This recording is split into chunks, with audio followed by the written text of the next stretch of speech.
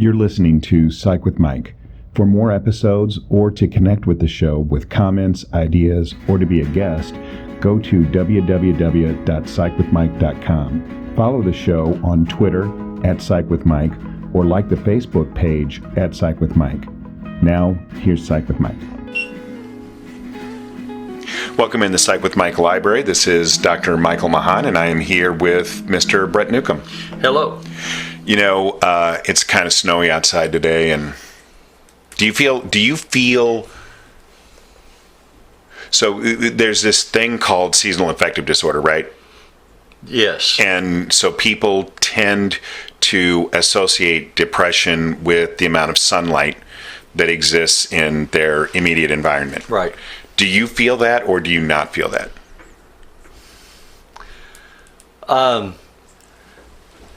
So I believe it's a real thing. Yeah. I've seen people that struggle with it, and we've talked about it. We try to identify the symptoms and by which you recognize and so on.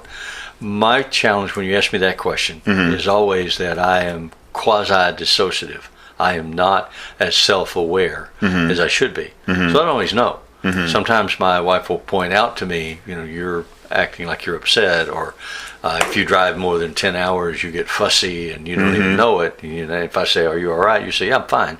So as a clinician sitting in the office with a client who comes in, I'm hyper-focused on looking for those things. But just as a person driving a car or sitting in my living room, I'm not. So would you say you're not as aware of whether you are depressed or why you are depressed? I am not typically self-aware to the point of labeling those things one way or the other. I'm just being me. I'm just there. It's by an interaction with other people that I get feedback that then makes me go, oh. And I have a couple of people that I can trust that I go to say, am I behaving in these ways, or do you see these things? And I respect their opinion or their reflection. Yeah, you're being a real turkey. Why? What's going on? Then I have to ask myself. I can do that, but generally I need an outside reference to trigger it for me. And I tell people all the time, especially in the realm of antidepressant medications, that you're never going to know whether those medications work unless somebody tells you. Because ideally, the effect is so minute every single day that you're titrating up to a therapeutic dose that you don't recognize the changes. But then if somebody 2 months later says, wow, you just seem happier, then you should take that into consideration. And when you come off of those, after if you use those kind of psychotropic medicines to reset your brain chemistry, and you come off of them 6 months, a year, 2 years, whatever, often then, especially if you have a history of chronic severe depression, you will drift back down slowly into those severe depressive states. You won't see the difference, but others will. So what we tell clients all the time is you need to surround yourself with people who watch you and see you and experience you, and who are willing and capable of giving you feedback. So that when they start to say, boy, the last couple of weeks you've just been a bummer, that you can hear that. Because your reflective answer is going to be, no, I'm not. No, I haven't. No, I don't. No, you're wrong. I know you are, so what am I? Childish kind of stuff. But realistically, you need a reference point to give you feedback on how they experience you, because you're not going to track it with your own pulse. And it's the same thing going the other way. People that start taking those things, well, these things aren't working. I've been taking them for 2 weeks and I don't feel better. So when you have a clinical opportunity to discuss that, those are things that you need to try to clarify with the client, to say, this is what it's going to look like, and this is what you need in your environment to give you accurate external feedback, because you may not know from the inside. And I think that especially right now, as the pandemic isolation starts to wane, that people really need to think about that. Are they plugged into any kind of network where they're getting feedback? I'm worried about all the people that have started working from home, who don't have social milieu to function in. So many of our friends in our lifetimes So many of our friendships have developed from people we went to school with or people we worked around. Some from our neighborhoods, or our community investment, our church or our club. If you joined something like the Lions Club, where you meet people with similar interests and share activities and then develop relationships. If you just work from home and have a computer screen, that's not, I mean, you have to overtly make that happen. It isn't going to happen by itself. And work environments, this is what a lot of HR departments for bigger companies are trying to struggle with now, is they're trying to bring people back in some way, 1 day a week, 2 days a week, three, into a structured work environment, is they're trying to say, why? If you're working, a company made profit last year, you work from home. We didn't see you. Right. So we're bringing you back in. Why? So we'll make more profit? Maybe. But we have a corporate culture. We have a relationship. We think there are things more important than just the bottom line. So how do we create an environment where people blossom and grow and cross-nurture one another? And so HR departments are trying to come up with all those kind of things to feed us healthy food. Yeah. And I think it's going to be interesting. I think we are conducting a social experiment without realizing it. Yeah, well, we always are. There are some companies that are saying, hey, you worked from home, we were profitable, why do we pay all of this money for real estate? Yeah. Let's divest ourselves of the real estate, you continue to work from home, we'll make more money. Then there are other companies that are saying, we've invested in this, and so we got to use the investment, so you got to get your butt in here. Right, and I don't care whether you like it. Yeah, so there are two different lines of thought, and so some companies are going to bring people back, some companies are going to be a hybrid, and some companies are going to be more remote. And I think we're going to see over time, of course it'll be over time, what that looks like, and that's going to give us some information. So some of that, what are we talking about? We're talking about an owner, we're talking about a manager, we're talking about a corporate official. Who gets to make those decisions? We're talking about their people skills and their people awareness. Is the only reason that you have a job the bottom line to make a profit, and we just measure your profit growth? Does the company mean more than we turn out widgets for the masses, so we have to sell more widgets? Or is there a deeper meaning?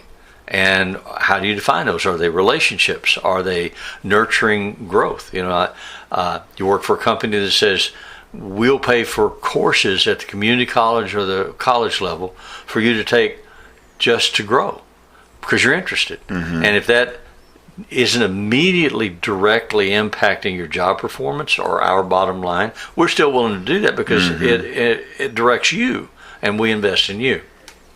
So you work for a company like that, or do you work for a company that says, punch in on the time clock, and if you're more than 2 minutes late, you lose 15 minutes. You can't punch in 2 minutes early. I used to teach high school, and the first couple of years I was teaching high school, we had to punch a time clock. We had to come in and get a card, go to the principal's office, punch a time clock. Seriously, in school? They eventually quit doing that. But the messages that come from management color your frame of reference and your orientation about yourself, about the quality of the job you do, about the company you work for. It's really interesting to get into studying that stuff. And there's right now a lot of research going on in HR departments and psychology departments around the country. How do we interpret all of this? How do we adjust and adapt to it? How do we move forward in a direction that has purpose and meaning? What's going to be the payoff? As a society, as a company, as an individual person. What am I getting out of this? Do I just bring home a check? Do I live to work or do I work to live? All those kind of little statements that you hear people make. Right. How happy am I? How satisfied am I? Am I invested in nurturing myself and growing myself? I saw an article yesterday somewhere about the acquisitive nature of American culture. That we all have more stuff than we can use. We have rooms, closets full of clothes we don't wear. We collect things that there are more storage units available, commercial storage units available for ordinary people to rent and store their stuff in than there are McDonald's, Walmart's, Starbucks, Wendy's combined. Over 50,000 commercial storage systems in the United States. Wow. And all full of crap. Yeah. So then you watch TV, and but you can't keep it at your house. You can't keep it at your house, but you don't want to get rid of it. You're not willing to get rid of it. What am I going to do with all this stuff? It might have emotional meaning. That's my great grandmother's rocking chair. None of us have sat in it in 50 years, but by God, we have it. Well, where is it? It's in the storage unit. I'm going to leave it to my grandkids, who never knew my great grandmother. Right. But I'm going to make them deal with it. I'm going to die with all this stuff, and they're going to have to sort it out.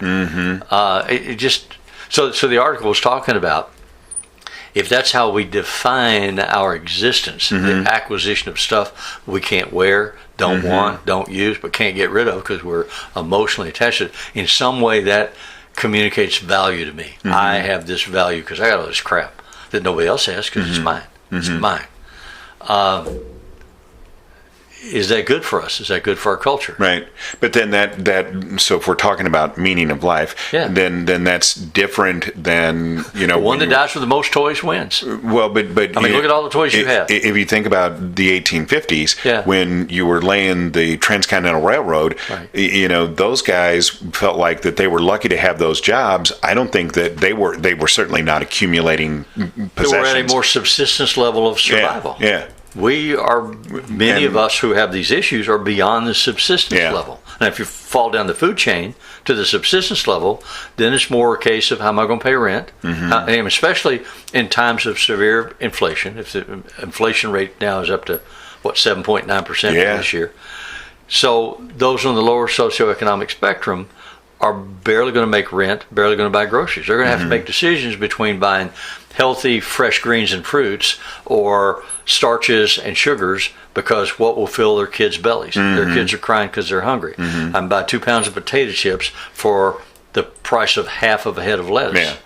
So which am I going to buy? Well, and now you're getting into the actual topic that I had sent you the article on. Sorry. No. But no, that's a good segue, and that is the connection between inflammation in our bodies and depression. Yeah. And when you're talking about those food choices, I think that is so important. I think that really has stratified our society. If you can buy orange soda for 79 cents, or you can buy milk for $3.50 a gallon, and you're living on a fixed income and you got to feed your kids, you may choose that cheaper thing, and you have to. Right. But then that is not healthy for your child. That's going to increase the inflammation in their bodies, and then there's a real biological link between the amount of inflammation that we have in our bodies and the levels of depression that we experience.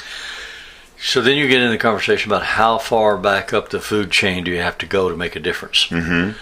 And I'm always reminded of what Albert Schweitzer said. It's better to light a single candle than to curse the darkness.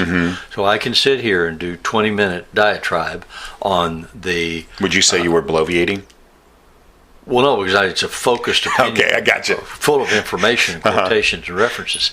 But I could go off on the government food support programs like SNAP. Yeah. When you say we have to provide an adequate nutritional diet for hungry kids in this country. So then the federal government passes a amount of money out. It says, here, this is what states can use to do this. Then your state government gets that amount of money. Then the politicians at the state level start saying, well, wait a minute.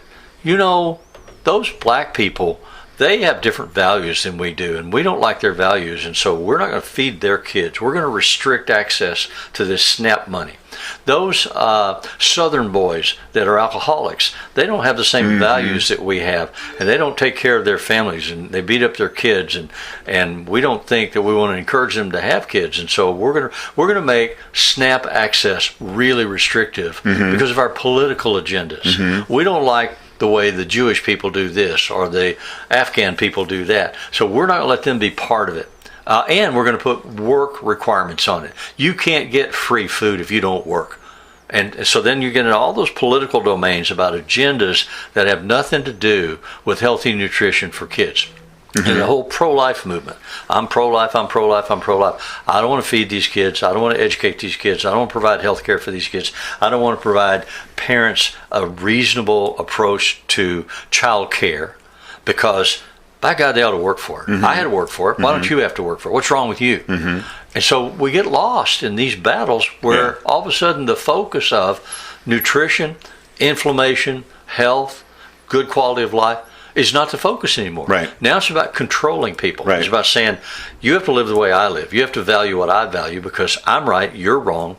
I'm going to heaven, you're going to hell, and I don't care. But in therapy, we don't make those kinds of distinctions. Good therapists don't. That's that's the question. People come say, "Oh, are you a Christian therapist?" And I say, "Yes, I work with Christians." And they say, "Well, that's not what I meant." Yeah. And I say more. Come in, let's talk. We'll see. But they want to know, right? If you agree with them, preach my particular orientation. But going back to the idea of laying railroad tracks back in the 1850s, they didn't have the possessions. And if we think of, people right now feel as though they have to have a quality of life. Back in the 1850s, we were an agricultural country, and farmers had as many kids as they could have because they needed free labor. And a lot of them died in childbirth, childhood, and a lot of women died in childbirth. So it wasn't unusual for a farmer to go through 4 or 5 wives to get a dozen kids to work the farm so they could make enough money to survive. But they also didn't have a lot of possessions. High fructose corn syrup. Well, that's a governmental decision in favor of a branch of the agriculture market. Right, but because they ate differently, because there were more natural food sources. As much sugar. They didn't have as much sugar. Right. Their inflammation, even though they didn't have the same kinds of access. I like that you keep coming back to this. That's good. Yeah. Redirect. They didn't have access to the same kinds of sanitary facilities, the same kind of medical facilities, but their diet was different. They didn't have as much inflammation. And if we look back, and obviously we can't go back and now... Their diet was different, but their life expectancy was shorter. Yeah, because for other reasons. Right, because they didn't have access to sanitary conditions and medical treatments. But were they happier? Oh, that's a great question. That's a great question. And we always look back and say, boy, I would have loved to have lived in Victorian England. Well, Victorian England was a horrible place to live. It stunk. 9 out of every 10 people. People didn't have internal plumbing. They were throwing feces out into the street where the horses were clopping. Beware slops, and they throw their pan right out the window. Yeah. But were they happier? They may have been, and it may have been at least partially due to this diet. So you go back to Maslow, though. But how do you define happiness? And when on the hierarchy of needs do you become susceptible to asking the question, am I happy? Okay, let's go to I got to breathe and eat first. Let's go to our break, and we'll come back and we'll talk about Abraham. All right. If you've gotten this far into the show, then obviously you find the show to be worthwhile, beneficial, maybe even helpful. And so I just wanted to say, if you've gotten this far into the show and you want to help us out, even if you don't want to help us out, just do it anyway. Go to Apple Podcasts and rate us and leave a review. That is super helpful. Subscribe to the show on YouTube and hit the bell icon so that you get notifications when new shows drop. That stuff is really, really helpful for us. And I know that Mr. Brett agrees. Absolutely. Reviews are positive. Positive reviews are more positive, but negative ones are as well, because it helps you decide how to focus and how whatever you're intending to say is being heard. And the secret is the algorithm doesn't care whether the review's positive or negative. As our friend Mike Norton says regularly, feedback is a gift. If it's Friday, it's Psych with Mike.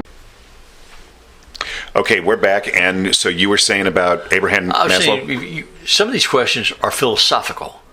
Am I happy? Yeah. Am I living a good life? Am I doing good things for others? Am I a good Buddhist? Some of those you have to get far enough up the survival chain to have enough breathing room to look around and ask that question. If you've got starvation level diet, the people in the Ukraine this morning that are trapped in those cities that the Russians are bombarding are starting to have food riots. Yes. They're starting to fight each other over the little amount of food that's left. I want to feed my wife and my kid. Sorry about you. They're not asking themselves Abraham Maslow questions. Yeah. Do I really want to be a dentist, or would I rather be a lawyer? That's not what they're doing. They're saying, how do I survive today? If the bomb lands on this building, am I going to survive? Right. But we're not in therapy probably going to see those people. we're going to No, because we don't work at that level in the economy. Right. Well, you could volunteer. You could go to work. We could go to work for Therapists Without Borders. I don't know what that organization is. Well, you can find that here in the United States. There are plenty of people in this country living at those levels I got of subsistence. Yeah. And do you think that those people would go to therapy given an option? No. Right. And I don't think therapy would work for them. Because for it to be beneficial and helpful, you have to be able to enough energy to look around and ask the next question. So for what we're talking about, which is how do we do therapy with people who are depressed, right. I think that we're already assuming, by just having that conversation, we're assuming that we're working with people who are far enough up on that food chain that they can ask some of those Maslowian questions. Right, and that they have enough breathing room to make choices among options. Right. So they could redirect their path if they choose to, and if they see a way forward to do that.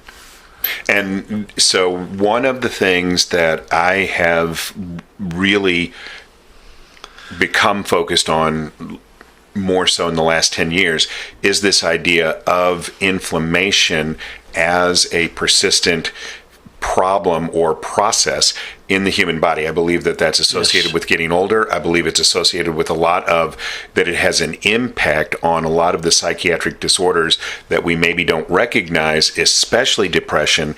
And one of the things that it is that it most revolves around is the idea of blood sugar. So you have to control your blood sugar. We now know that has, to do with diabetes, that has to do with inflammation, and all of those things come back to diet. And it feels like to me that in our society, we make those kinds of choices arbitrarily because we make the least healthy foods the most affordable for people at the lower end of the spectrum. And we are marketed by a scientifically based approach to marketing to spend our money on things that are not good for us, that sugars, cornstarch-based foods.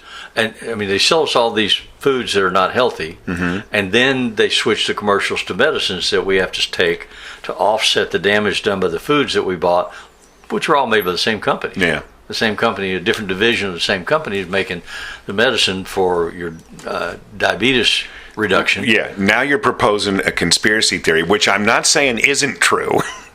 But yeah, I think that it because it comes down to the bottom line, right? So at the corporate level, they're only worried about the bottom line. At our level, when we're saying, hey, people are struggling, whether it's to pay their bills or to feel good about themselves, so I will say to people in therapy, let's talk about your diet. Have you ever said that? I have. Okay. It doesn't go well. Yeah. In my experience, and some of that's because I'm too ignorant to know what I need to know. I have a number of doctor friends and acquaintances that are very focused on this issue of the damage that and the signaling information that comes from the amount of inflammation that's in your body, and how the inflammation and stress are balanced. The greater your stress levels are, the more likely you are to have inflammatory issues in your system. All of which are like dominoes falling. And you start to get these cascade of health and aging issues. The greater the inflammation, the higher the stress level, the more that you crave the sugar. It's a vicious circle, absolutely. Yeah. And so we're killing ourselves. We're killing ourselves in large measure with our diet and our food choices. And a lot of doctors are beginning to recognize that and beginning to have these conversations with their clients or their patients, depending on if they have the medical model or not, what they call them.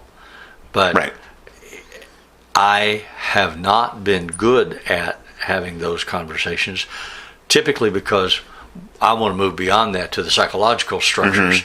So if you're obese and you have all these inflammation issues because you're obese, Can we talk about stress eating? Can we talk about relationships? Can we talk about where the pain in your life is?